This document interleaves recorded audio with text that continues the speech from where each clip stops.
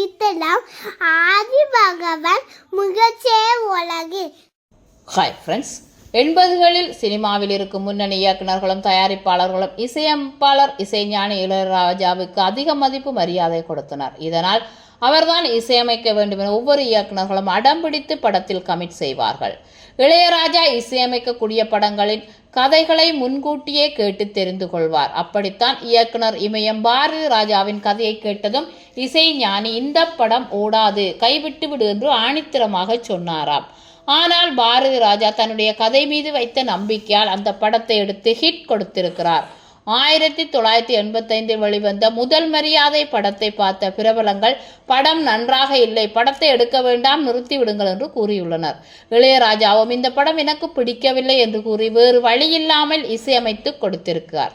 ஆனால் பாரதி ராஜா மட்டும் தன்னம்பிக்கையுடன் எடுத்தே தீருவேன் என்று எடுத்து முடித்து படத்தை வெளியிட்டார். படம் வெளிவந்து தொடர்ந்து 3 நாட்கள் பார்க்க யாரும் வரவில்லை.